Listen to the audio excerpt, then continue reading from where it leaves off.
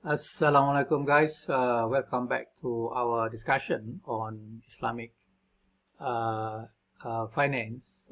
We have been reviewing the position of the PLS in banking. I was saying earlier that the only place in banking where PLS prevail is the capital side, whereas very few of PLS is found in the funding side as well as in the asset side. But in the capital market, it is full of PLS. When we look at stocks and unit trust product, real investment trust product, and so on, we can see that these are all investment that is based on PLS. I'm not here today to look into the structure of this Islamic investment because I think this has been a common knowledge to many of you. But one of the issue that I would like to bring up today is the financial scam that is preying on the PLS or Islamic investment. So meaning that the investment in Islamic financial instrument in the capital market, whether we are dealing with stocks and unit trusts or other product, but when it is about investment, it is always about how much can you make from your investment, and that has been one of the soft side of the capital market, where the scammers will always come to dub people into investing, where the scheme will be giving the people profit fast enough to make them instant millionaires and so on. For example, we have this quoted by Mail in Malaysia, by offering high dividends of up to 3.3% a month and using corporate personalities has caused many investors to suffer more than 100 million ringgit in losses after being duped into purchasing Islamic redeemable share in a fraud scheme offered by an investment company since 2021. So again, the name Islamic redeemable share, meaning that this investment can be redeemed in full, the capital of which can be redeemed in full upon losses. So this is a fraud that has been caught by the authorities. And we have, for example, in New York or in the USA, we got this also, the case of Halal Capital founder J.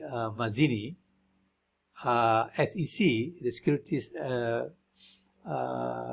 Commission, charged Halal Capital provider founder with a multi-million-dollar fraudulent scheme that targeted Muslim communities, right? And the Securities Commission today charged Jabara Iqbara, the founder of the Halal Capital LLC, in connection with a more than $8 million scheme that targeted investors from the New York metropolitan area Muslim community. So people will do anything, to make money, even using the name of Islam and using religious figure, to advertise the product.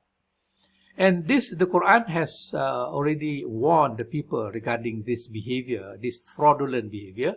At-Tatfif, we can see that in Surah Mutaffifin, Wailulil Mutaffifin, woe those who defraud, woe to those who give less than due, those who, when they take a measure from people, they take it in full, but when they give by measure or by weight to them, they cause losses. So this is a behavior that is condemned by Allah, and we would like to see more about this case that is taking place in the Muslim country. And this investment, as you know, are Ponzi scheme.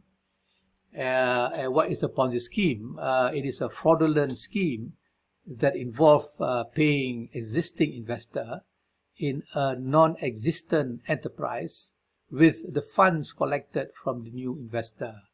So the new investor will be putting their money, and this money will be used to pay the older investor the profit that was promised, and eventually the last investor, the few last investor, will find that they have nothing to claim, because eventually, the business will be made invisible. Nobody knows what will happen, what has happened to the company, and this is how many people get their finger burned. And we can see that this investment will claim that this is Sharia compliant, full redemption of capital under loss event. So don't worry about your investment. We will always redeem. We give back your capital. And this investment will be managed by Islamic brokers. So they will give you, possibilities. Invest 350K, 350 profit will be 15,000. Invest 600, profit will be 23,000 plus. Invest, 1,000, profit will be 40,000. So these are Ponzi scheme, and we know very well that this guy Bernie Madoff, this is the largest Ponzi scheme in the world, and he was jailed, up to 150 years. And of course, when this Ponzi scheme is made under the name of Islam, so that is even worse, because they are using the images and the faces of the Islamic finance Sharia advisors. They were using celebrity preachers and religious authority, to basically condone the product without their knowing.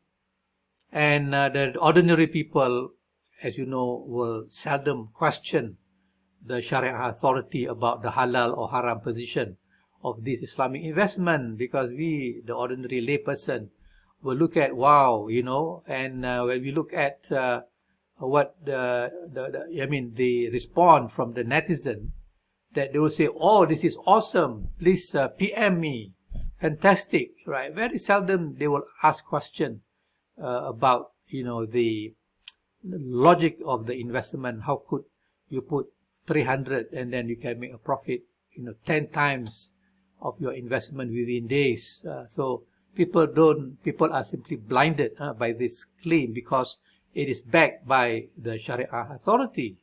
So this Taqlid culture and mystical position of religious figure provide comfort to this potential investor that the securities are halal.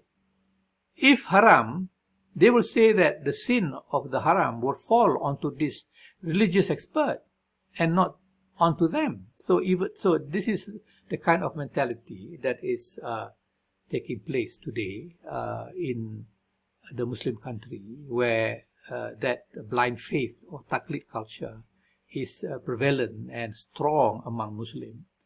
That is why this so-called scheme, so-called this scam, has been using the images of the Islamic Finance Authority to condone or to confirm the Sharia standing of the investment.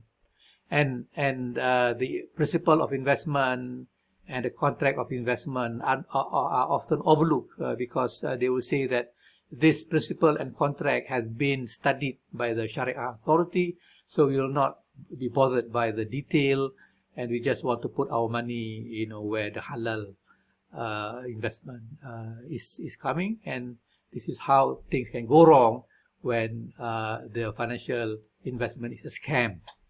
Okay guys, let us stop here, and then I will see you later in the next video. Thank you very much. Assalamu alaikum warahmatullah.